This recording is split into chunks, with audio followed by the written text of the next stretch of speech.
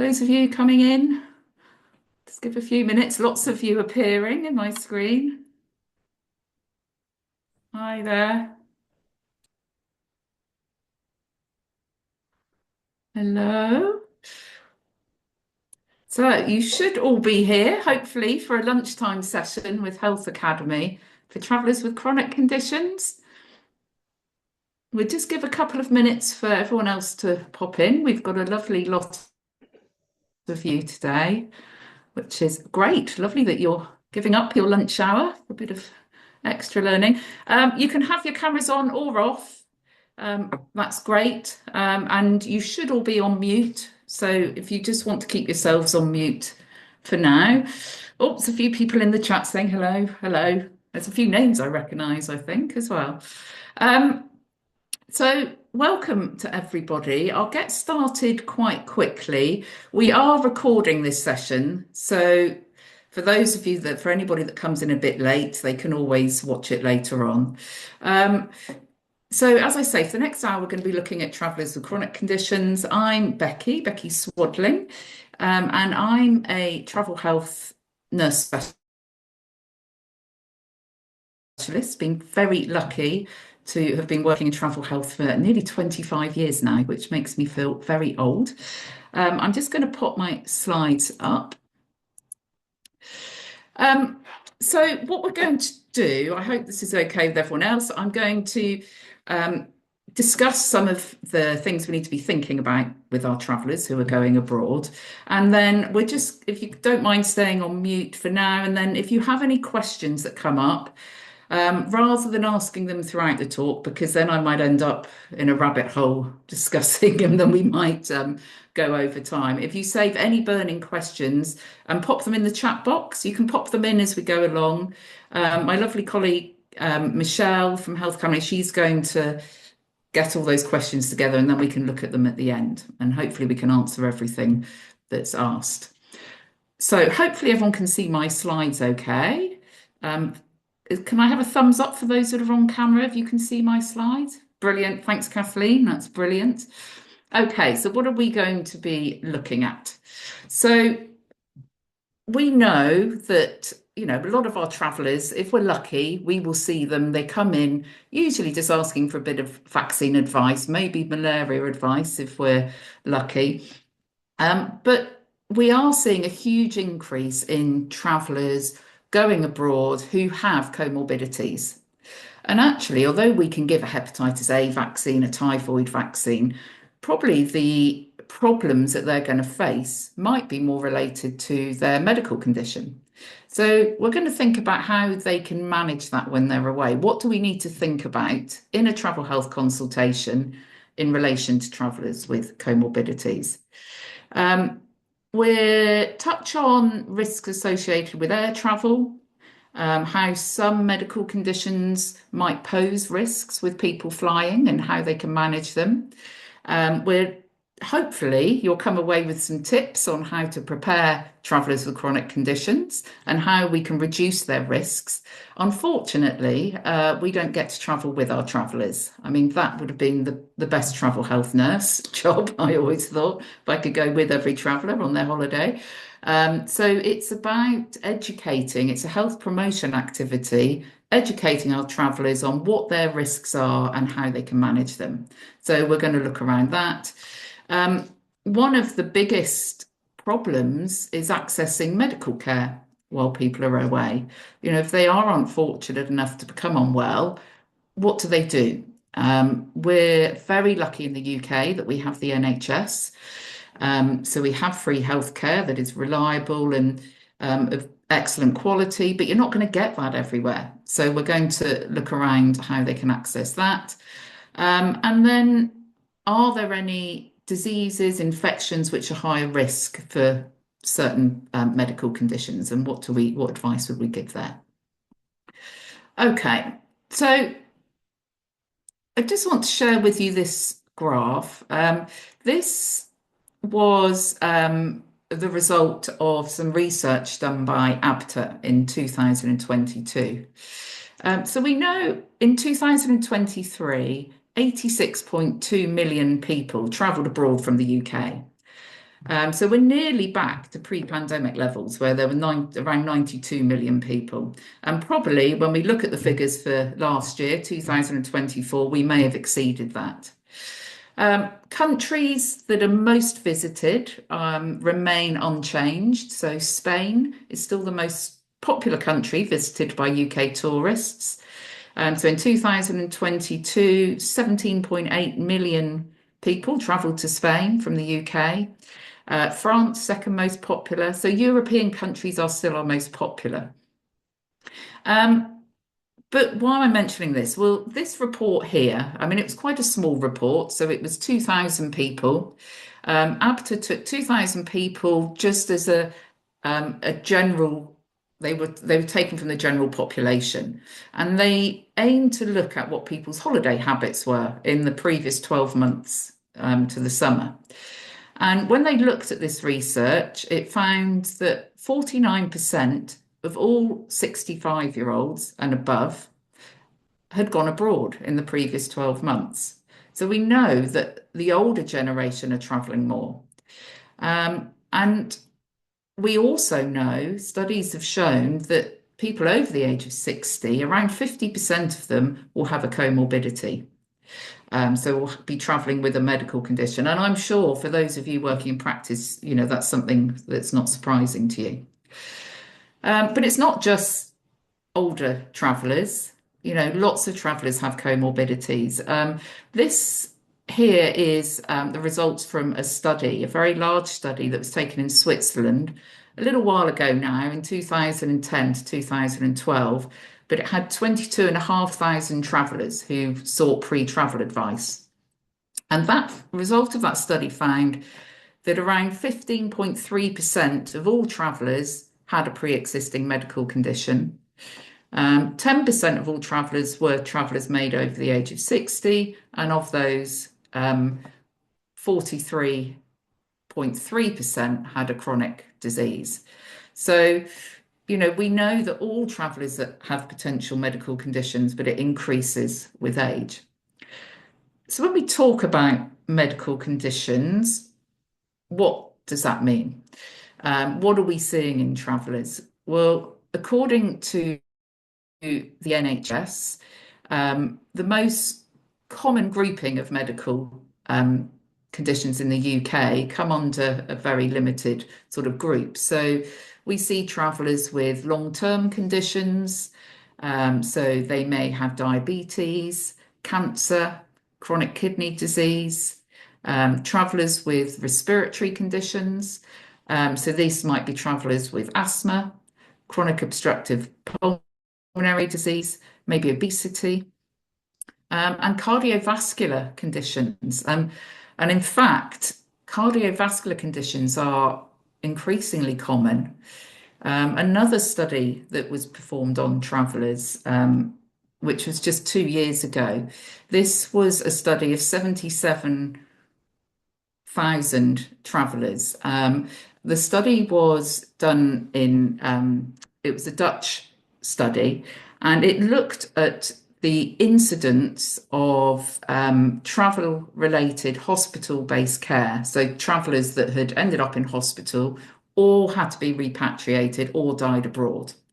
So, and out of those 77,500 travellers, there were just under 2,500 deaths. 4 in 5 of the travellers needed inpatient care. And 17% of all those cases were caused by cardiovascular disease. So we know it is one of the leading complications that people will seek medical care when they're abroad.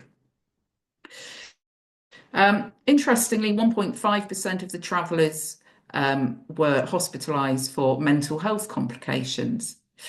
And actually, mental health complications, again, are becoming one of the leading causes of travellers seeking medical care when they're away or being repatriated. So when we talk about mental health or neurological, we're talking about travellers with dementia, depression, maybe epilepsy. And the WHO have actually already concluded that actually mental health issues is one of the leading causes of repatriation in travellers. And, travel has many triggers for people when they're abroad. People are away from their usual support network. They've got a change in time zones, so their medication may change. They're away from their normal routine, cultural barriers, language barriers. All of these can lead to an exacerbation of a mental health condition. And the support is often not available when people are abroad. So we have to see people coming home. So, it's one that is often overlooked in travel health consultations, but actually is quite prominent concern. Other conditions, musculoskeletal. So we might have travellers with mobility issues, so rheumatoid arthritis, osteoporosis, and pregnancy. Certainly, I work with Boots Travel Service a lot, and we seem to have had a huge increase in pregnant travellers going abroad. These might be VFR travellers going home to see family, going to high risk areas, or we see a lot of pregnant women who are booking their last trip before they have a child and end up going to quite high risk destinations. So, it's quite large, the group of conditions that we're trying to manage and consider. So, how do we prepare them? Well, I think there's really, and if you look at any guidance, there's really a few factors that we need to take into consideration, and the same factors can be employed for anybody with medical conditions, and the same step approach. So, my first rule of thumb is really first, is their GP aware? Is their specialist aware that they're going to travel of their upcoming trip? Are they stable? Should they be going? Can they manage any exacerbations themselves? And travellers should always take a letter from their GP or their specialist detailing their condition, just on the off chance, that they do need hospital care when they're away. But that letter should also detail any medications they're on and any other information that might need to be shared. And I think, I touched on this earlier. One of the biggest factors is what happens if they need medical attention. The worst possible thing is for somebody to suddenly become unwell when they're away and not know what to do. So travel insurance is important because they can guide you to maybe a local hospital, but sometimes it's an emergency that you need to access an emergency service. So can you call an ambulance? Where do you go? Is there antenatal care available where you're going to be? So they need to research this before they go, because there is nothing worse than not knowing what to do when you're suddenly really unwell. Are they fit to fly? Um, are they able to manage the long walks at Heathrow Airport to get to the flight? Do they need oxygen? Are they able to survive the lower cabin pressures? Are they actually fit for this trip? And if so, do they need an assessment? Are they aware of their risks?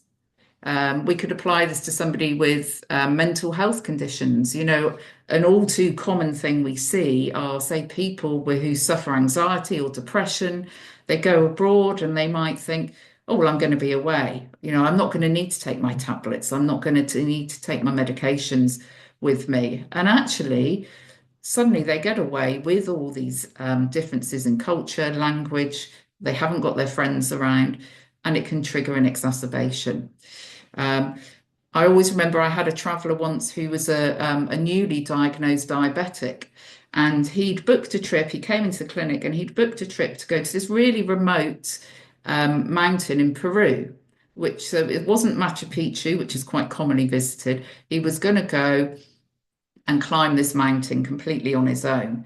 He was newly diagnosed. He was completely unstable diabetic, and we had to spend a lot of time really discouraging him going. And if he had to go, he needs to go with somebody because of the risks, the inherent risks of who's going to manage his care if something went wrong up this remote mountain on his own. So are they aware of their risks? Do they take medications? Often medication is an issue, and there's a lot of things you need to think about there. So we would always advise people take more than they need in case their bag gets stolen or disappears or they lose their bag. Carry all medication in your hand luggage because the hold in a plane is very cold and it could actually impair the efficacy of the tablets. If people are going for long periods of time, if they take an controlled drug, they may need a license from the Home Office to carry it into some countries if they're going for more than 3 months. So, there's a number of factors to consider around how they're going to store and carry their medications when they're away. Are there any airline restrictions? I'll go back to pregnancy. If somebody is post 28 weeks pregnant, they will need a letter from their midwife or GP saying they're fit to fly in the day of their delivery. And I've heard of people who are only 20 weeks pregnant and being refused entry on a flight because they look so much more pregnant and they didn't have that letter. So, are there any restrictions? Do they need to check that out before they go? Do they have any specialist equipment that's needed? So CPAP machines, oxygen can all be arranged with an airline, but it needs to have an open conversation with them before booking or on booking, on either how it can be arranged through them or how people can carry their own. Travel insurance is huge, and I'm going to talk about this in a minute, but making sure people are insured and have adequate insurance that cover all of their medical conditions. People are often off put by the price, but the price of seeking medical care when you're away can be astronomical. And I'm sure you've all seen often in the news, people that have had to remortgage their houses or doing crowdfunding pages to bring relatives home because of huge inpatient care when they're away if they're not insured. And then finally, probably why your travellers come to you, what are their disease risks? What vaccines do they need? What other advice do they need to keep themselves well? Um, so it's a lot to discuss in a 20-minute at a best appointment. And we can't necessarily discuss everything then. We might have to get people back. We can signpost travellers, but these are sort of the things we need to be considering.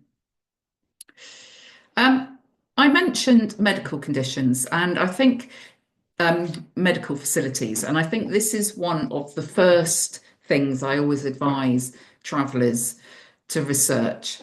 A really good resource on finding out what's available in the country they're in is the Foreign Office travel advice page. So all travellers, regardless of whether they've got medical conditions or not, should access this page. So it's UKHSA. I'll put the link in. I think we've got the link down the bottom here, foreign travel advice. And travellers can go onto the page, they can sign up to their destination country, and then they can get email alerts. So if there's any updates, that will come through to them. And this page, often travellers will go to look for visa requirements, entry requirements, but it's actually got so much information in there. And the health section on here is really valuable. So on the health section, it will tell you what healthcare is available in that country and how to access it. So for example, here, someone going to Ghana, we can see that actually medical facilities outside the towns are limited and people need to make sure they've got insurance. And some countries will give even more information. You'll also see here, it says the FCDO has a list of medical providers in Ghana. And if you click on here, it will link you through to this page, which again is really invaluable. So you can access this page directly or through the Foreign Office country page. And what it will do is give you a list in, I believe, every country in the world of English-speaking doctors. Now, what we need to remind travellers is these facilities that they provide, they're not necessarily regulated. There's absolutely no guarantee on the safety and the efficacy of the standards of care provided in these facilities. But certainly for people who are going to areas, maybe long term, who need specialist needs, this could be really invaluable. So, for example, I'm going to talk about pregnancy again because it's just in my head at the moment. But if you had a pregnant traveller going to, we've got here Ghana, you could have a look and you might be able to research local hospitals that actually have antenatal facilities. Um, so they can actually contact the hospital and see what's available if it's relative to them before they go. Another resource, this is more focused on travel clinics, but actually the resource does give quite a bit of information, the istm.org. So this is a forum actually of travel health experts. And when travel health expert doctors from around the world pay a subscription to join the ISTM, they get to list their clinic on the directory. Now, it's free for anybody to access the clinic site, and you can put it's not in every country, but you could put in, say, India, and it will give you a list of clinics in India where people have registered and what they can offer. So, post-exposure rabies, they may have an X-raying, MRI scanners, but it will tell you the services they offer. But it also gives you access to clinics and hospitals in those regions. Um, the first rule, though, if people know they're going to need medical care, is to contact the insurer. And in fact, insurers companies say if you have an emergency, contact your insurer immediately. But probably your first thing would be to contact an ambulance or get somewhere. But insurers will have lists of places that they advise that you use. If not, you have to pay and claim back. Really surprisingly, I still find it quite surprising that large numbers of travellers still travel without adequate insurance. So there was a study in 2019 here. This was a study taken over a 2-day period, had 2,045 adults, and found that a fifth of holidaymakers didn't take out insurance. The Office of National Statistics did a study of 17.7 million travellers in 2021 and found only 4.6 million of those had insurance at the time. So we know that travellers still aren't getting insured. And it's not always that they haven't got insurance, it's that they haven't declared their medical conditions. So these are sort of examples of what happens if it goes wrong. So we can see this one here, that in March 2019, a 50-year-old woman from West Bromwich was put into an induced coma after suffering pneumonia and bronchiolitis while on holiday in Mexico. And her insurer said because she didn't disclose an inhaler that she took beforehand, they wouldn't cover her £300,000 medical bill. £300,000 because she didn't declare an inhaler. And another one here at the bottom, 2018, a family from Derby who got ill on holiday to Jamaica had to pay 21,000 medical bill because again they didn't complete the medical disclosures properly. So it's just reiterating, travellers, make sure you declare everything because if you break a toe and you haven't declared something, you might not be covered. They will find a way not to pay. The UKHSA have got quite a useful page for foreign travel insurance, and it gives all the pointers that you need to look out for. So that's worth having a look at. Okay, so I thought we could have a look at a scenario. Oh, I've just seen my screen. It's blocked a bit there. I thought we could have a look at a scenario because I think sometimes it makes more sense when we're thinking of a real traveller. So this is Patricia. She's 71 and going to Thailand to meet her daughter for 4 weeks. And then they both fly on to Australia for another 4 weeks. And for her, this is a trip of a lifetime. In Thailand, she's going to go on an organised tour. So she's going to go to Chiang Mai and Pai, which are in the north, then back to Bangkok, and then she's going to go to some of the islands in the south. Australia, she's going to travel up the coast and end up on a trip in the rainforest. All sounds great. So we question her about her medical history, and she's got hypertension, which she uses ramipril.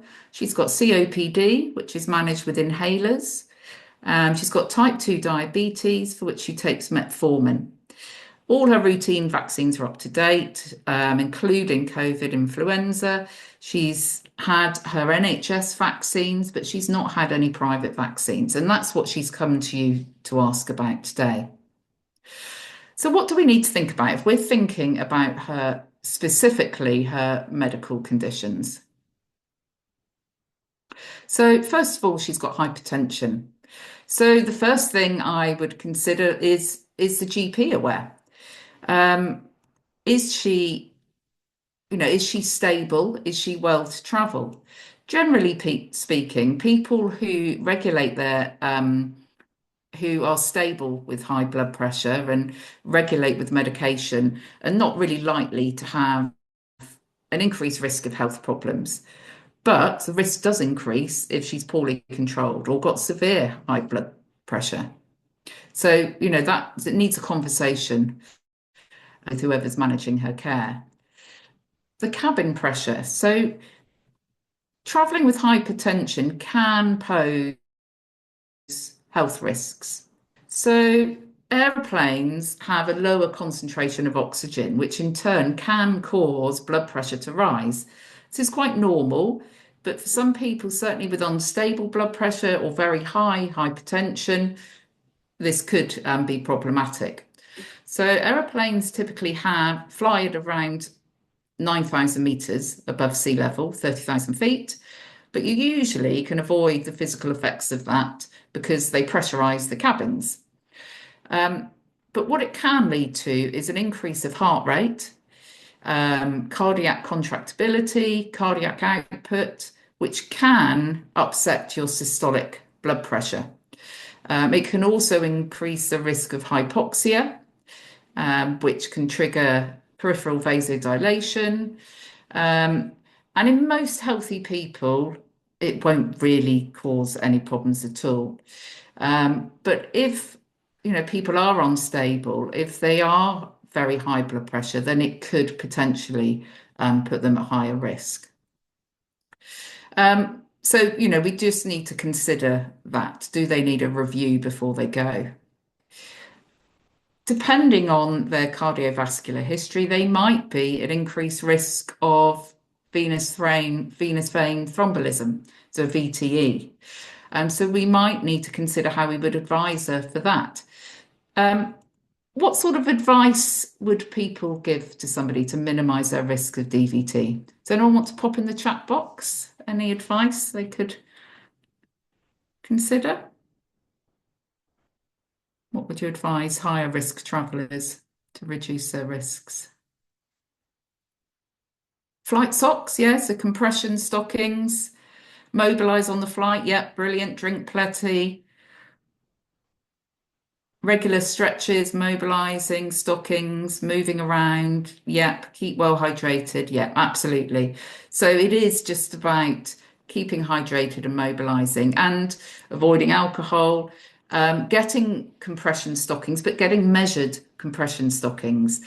You can buy just flight socks, which are very comfortable, but they're probably very comfortable because they're quite loose and just fit like a sock. So it's making sure people have measured stockings. What if she'd had a pulmonary embolism before or was seen as a high risk traveller with increased risk of DVT? Was there anything additional we could advise?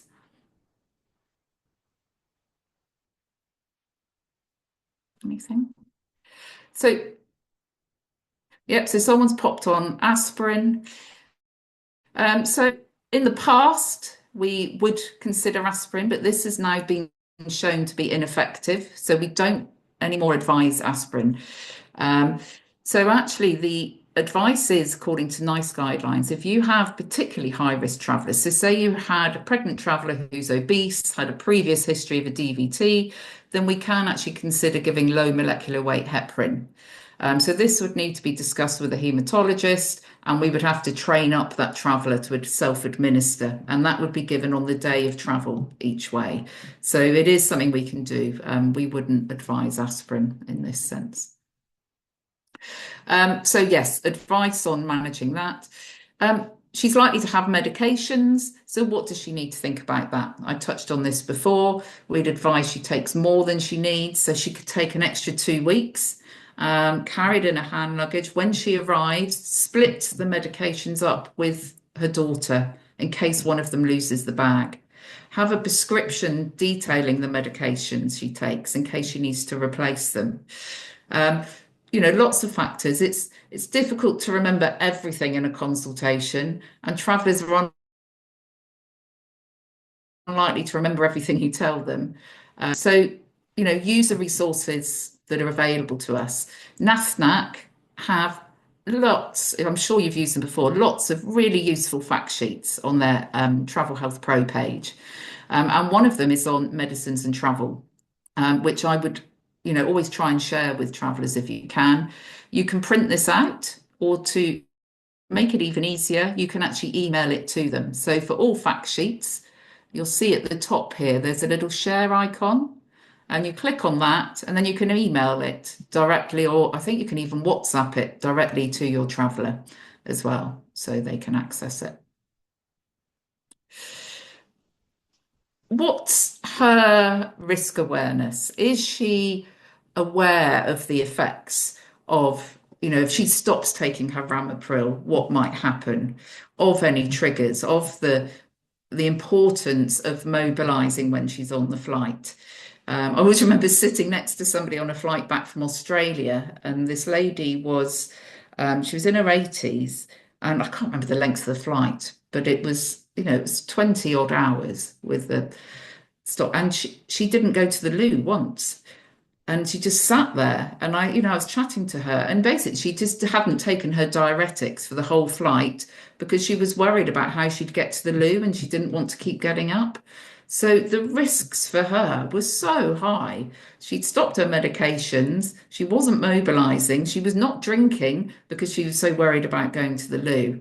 So it's just making people aware of, what can happen if they don't take precautions. And finally, insurance. Is her insurance company aware?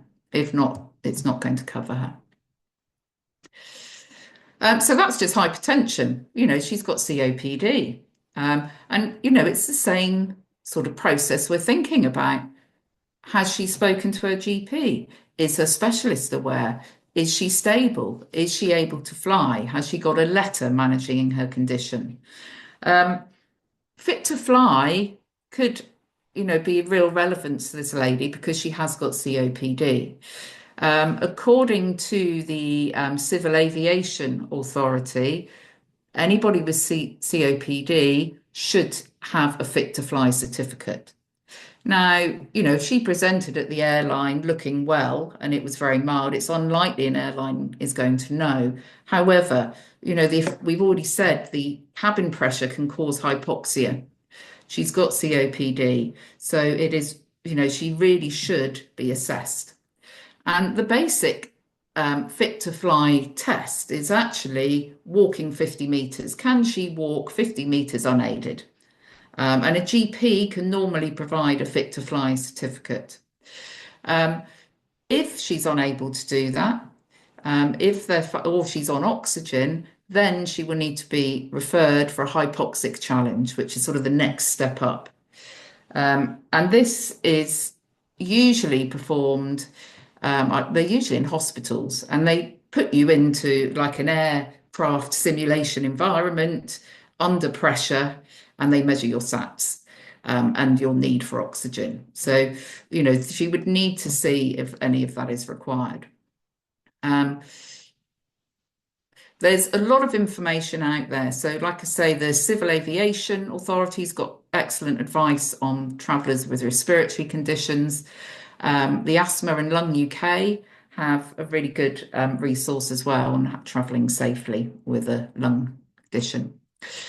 So if it's determined, I mean, this lady, Patricia, doesn't need oxygen, but if it was determined she did, then again, it doesn't prevent travel, it just needs to be managed. Some airlines will provide oxygen, some will allow you to bring your own cylinders with you. So it needs to be discussed with the airline. And again, if there's any other equipment, it just needs to be arranged beforehand. Other things to consider, what's her mobility like? She might be able to walk 50 meters, but can she walk the length of Heathrow or even, I live in Bristol and Bristol Airport. Sometimes you've got to get to the furthest gate. It's a good 20-minute fast walk because you don't get much time to get there. Can she manage that, or does that need to be, does some assistance need to be arranged before she goes? She's signed up to an organised tour when she's away. Are they expected to do a lot of walking? What is she expected to climb? Where's her rooms? Is she on the top floor of a hotel? What happens if the lift breaks? So it's just thinking around worst case scenarios when she's away and how she'll manage. Cabin pressure, can lead, like we say, to lower oxygen levels, which could exacerbate her COPD. Again, she's at increased risk of VTE, so it's the same advice. How's she going to manage her medications? Again, we can share that leaflet. And how's she going to manage any exacerbations? She is touring around quite a large part of Thailand and Australia. So she's lucky, she's on an organised tour. So she already knows where she's going to travel in Thailand. So she can do her research before. She was going to Bangkok, Chiang Mai, Pai. So, first thing is, what happens if she needs an ambulance? How's she going to access that? And this she needs to know before she goes. So again, on the Foreign Office travel advice page, it will tell you. So here we are. You can dial 191 and ask for an ambulance. The local number available as well. What's the healthcare like? Okay, all hospitals require guarantee of payment. Contact your insurer, and it's got a list of medical facilities. So she should research medical facilities in all of her destinations in case she needs it. It's that rule of thumb. If you're prepared, hopefully you don't need it, but it takes that stress off. She also needs to consider how the changing climate might affect her. She's got COPD, and we know that actually high humidity can make respiratory symptoms much worse, especially if you've got COPD. And Thailand, depending on the time of year, can be up to sort of 90% humidity. So how is she going to manage that? Should we be sending her with extra steroids to manage exacerbations? Just to think around that. She's not on this trip, but if the traveller was going to high altitude, then again, how's that going to affect her condition? Well, again, it's lower oxygen, so she's more susceptible to to altitude sickness, to an exacerbation in her respiratory difficulties. She's going to be more short of breath. There's a lack of reliable medical facilities, usually at high altitude destinations. So looking at where she's going. And what are her triggers? And then finally, air quality. Sadly, this is something that we're seeing more and more of, air pollution affecting us and affecting travellers when they go abroad. So much so that NAFNAC now, on their country pages, if you look in the other risk section, air pollution is one of the risks that come up. And depending where you go in the world, and your medical conditions could have a real impact on your trip. So, for example, if we had a look at Thailand here, this is what comes up in that we need to consider air pollution. And if you click on the link in there, it gives you a link to a real-time map that becomes updated constantly. And you can see here all these different colour banners.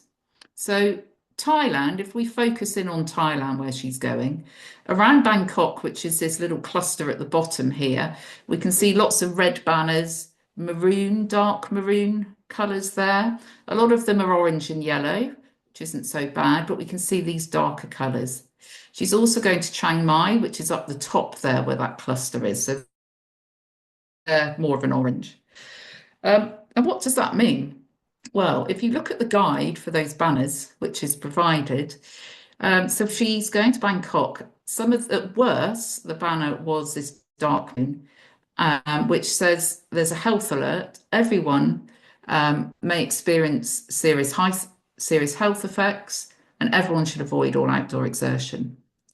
There was a lot more of the red, which really relates to people in certain health groups. So if they are asthmatic or have respiratory difficulties, they really need to limit outdoor exertion. So, she's, but travelers often think about what vaccines they need for their trip. But actually, for her, she's staying in Bangkok. There's a high risk of air pollution. So, actually, probably one of her key risk factors is exacerbation of her COPD in the city areas. It's high humidity and there's high air pollution. So she needs to think about that. She'd be advised probably to stay in an controlled room, limit how much she's outside, and really think around how she's going to manage. And then finally, to top it off, this poor Patricia also has diabetes. Now, as a travel health nurse, I'm not a diabetic nurse expert. I've probably got many of you on here are. I would always refer to their diabetic nurse again, their specialist. Again, is she stable? She would need, even though she's controlled with metformin, she needs to be aware that she will need to do more regular blood sugar monitoring. She's got changes in climate, changes in diet. So her blood sugars are likely to move around. So she needs to be aware of that. She needs to carry snacks. She's going to be crossing time zones. So actually, because she's going long haul, what do we need to consider there? There's a really good resource. It's a website I just found, actually, which I wasn't aware of. You may well be aware of it. It's from the NHS. It's called Diabetes My Way. And they've got this really good sort of infograph here on how to manage insulin. But as a general rule, because she's taking metformin, she's unlikely to have any particular problems. She might have to take extra tablets to cover a longer day or leave out a dose of tablets on a shorter day. But if she were taking insulin, there's a lot more we need to think about. So she's traveling east, which shortens the day. So her insulin doses might need to be reduced.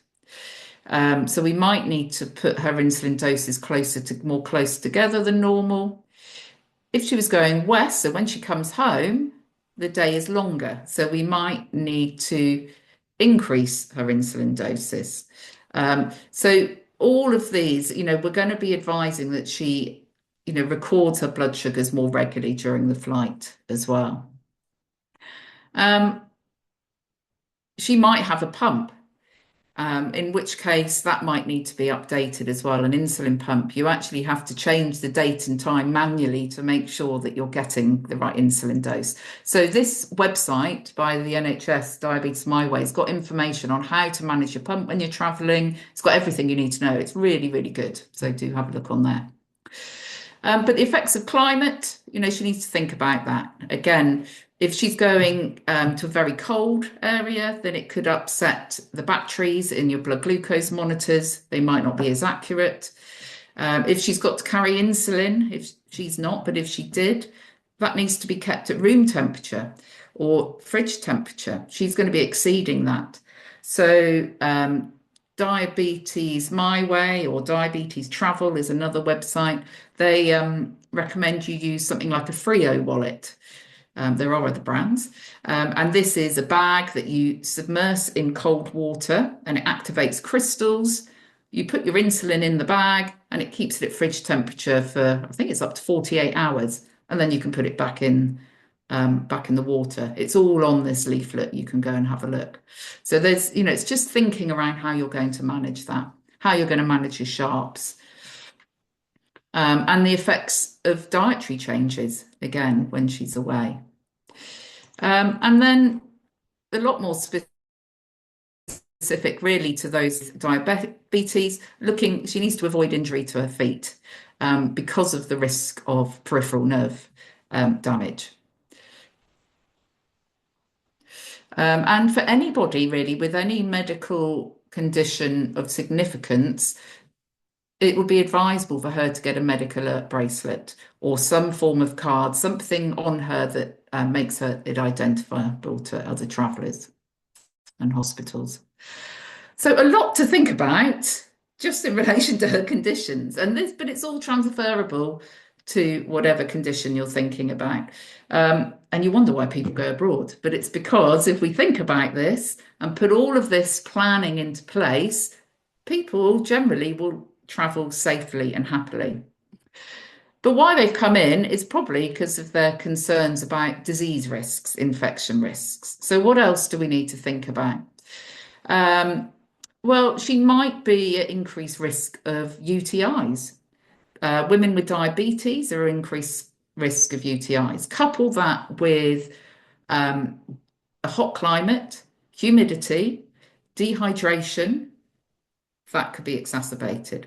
They're also at increased risk of thrush. Again, high humidity environment, if they're prone to thrush. If she was then visiting somewhere where she needed malaria tablets like doxycycline, we're adding on those risks. So we'd probably want to give some advice for standby treatment for a UTI and maybe some antifungal cream for thrush. COVID-19, less of a travel-related issue. She's had her vaccines, but she is clinically more vulnerable because of her COPD. So is she vaccinated? It's an opportunity to make sure they're up to date. Traveller's diarrhea. We know that 70% of travellers will experience traveller's diarrhea when they're abroad. So how will that particularly affect her? Well, if she becomes dehydrated, then that might affect her blood pressure.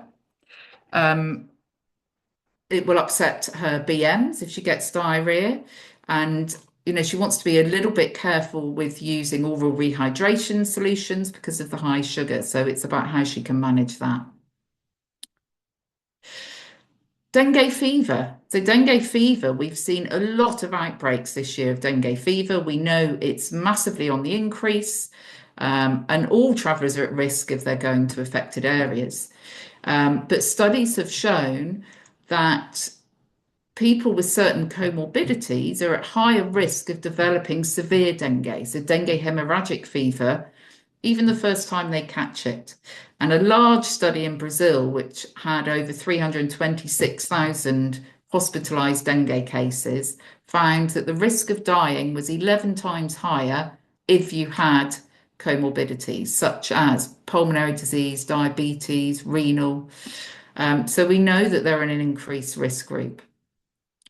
Chikungunya, another mosquito-borne infection that's affecting Thailand and a lot of countries around the world. And again, those with underlying medical conditions are more likely to experience the more severe effects of it. Flu, pneumococcal, checking their vaccines are up to date. Should we be considering hepatitis B? Because actually this traveller has a higher chance of needing hospitalisation when they're away.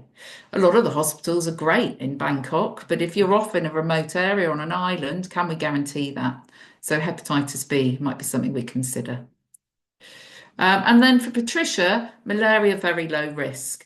But if she was going to an area with low risk, where we sometimes consider malaria tablets, might we consider she's in a higher risk group?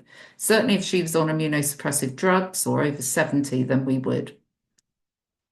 So what do we do? So as far as vaccines go, in addition to those that we'd normally recommend for Thailand, private vaccines like rabies, Japanese encephalitis, should we consider dengue? If she currently, the Guidance by the JCVI and in the Green Book is if she has travelled before and got a confirmed diagnosis of dengue in the past, then we could consider vaccination for her.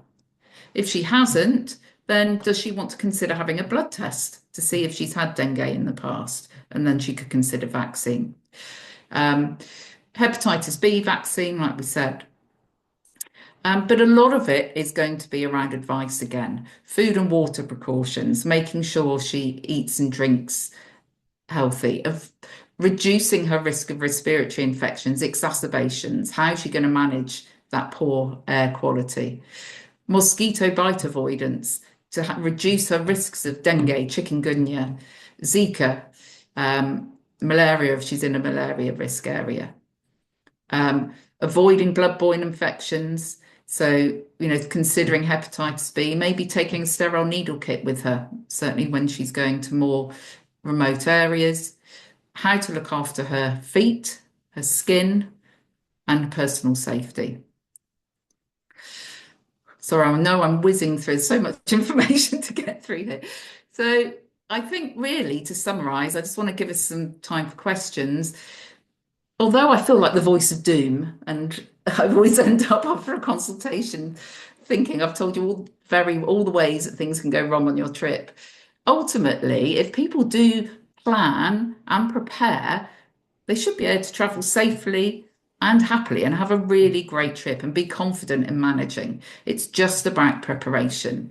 And it's just remembering for us, although your traveller might appear just asking for a Hep A vaccine, actually, that's probably their lowest risk. The biggest risks are, looking holistically at the bigger picture. There's a lot of really useful resources out there.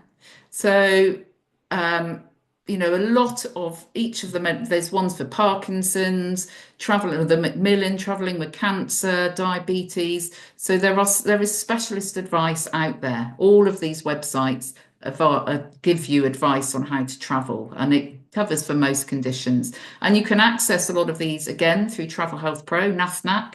Go into their fact sheet section. If you go on the special risk traveller, here, there's leaflets for diabetic travellers, respiratory conditions, older travellers, pregnant travellers, and share those with your traveller. Send it to them so that they can read through in their own time as well, to discuss all their risks. So that's come to the end of what I'm saying. We've just got a few minutes left for questions. I just want to finish before we go to questions by just saying if you want to do more in travel health, if you are seeing a lot of travellers now, it is recommended that you do an annual update by the Faculty of Travel Medicine. So do sign up to your annual update because I've only covered a snippet of what we need to think about. We can spend a whole day, or for those of you new, there's a 2-day course that you can do as well. So do go on the Health Academy website if you want that. I'm going to go over to questions now, but there's a QR code here, which would be great, links you to a feedback, an evaluation form, and it'd be brilliant to hear your feedback because it's always good to know if this has helped at all or if anything we could have done differently. So I'll leave that up for a minute, that QR code, and I will have a look at questions. Okay, so Michelle has just sent me there's been loads of questions. Thank you. So David, I developed bronchitis from burning season during my trip to Thailand, Chiang Mai. A lesson for me to keep in mind when seeing travellers when travelling during the burning season, March to May. It was something I didn't think about till I was there. Yeah, really interesting. And I think it's just something that because we're not exposed to it, I think it's not something we consider regularly, is it? Air pollution. But I think sadly, we're going to see a lot more of this creating an issue. With air pollution, studies do show that in travellers who go for very short term, while they may be affected while they're there, it's unlikely to cause long-term problems. But so when they come back, they should be okay. But it's how they're going to manage it when they're there. Like for you, poor David, you got bronchitis. So, Erica, would you advise dengue fever vaccination in patients with underlying health conditions? So Erica, yes, they're certainly at higher risk. Now we can't use the vaccine in travellers who are, it's a live vaccine, so anybody immunosuppressed. So that rules them out. And currently the advice is from the JCVI, we only give it to patients who have got a confirmed previous diagnosis of dengue. So do go into the Green Book and have a look. But if they've got a confirmed diagnosis or are willing to pay for a blood test to get it checked, absolutely. I think a vaccination is definitely worth considering. Are there any other questions? So it's a lady on tamoxifen traveling to Cambodia. VTE risk is quite high. Question mark. So yes, I mean you've got a number of factors. So you'd want to know more about them, but certainly it's a long haul flight. So anybody flying more than 4 hours is considered quite high risk, regardless of additional risk factors. So all of that advice that you brilliantly gave, we need to share for anybody going more than 4 hours. If you're thinking about whether low molecular weight heparin, have a look on the NICE guidelines and it will tell you. But generally, it's people that have got 3 or 4 risk factors that you would think about that. Lots of thank yous. Well, thank you for coming. I could have talked about this all day and put everybody off traveling. Thank you for doing the feedback. Has anybody got any other questions? We've just got a couple of minutes left. Um, Anybody else? Doesn't look like there's any other questions. The session will has been recorded, so will be available on the Health Academy website. So, you can always dip back in there. Thank you for giving up your lunch hour and listening. Hopefully, it'll be of benefit. Um, and yeah, hopefully, it will help with any travellers going forward. So, I'm going to wrap up the session now because I don't think we've got any more questions.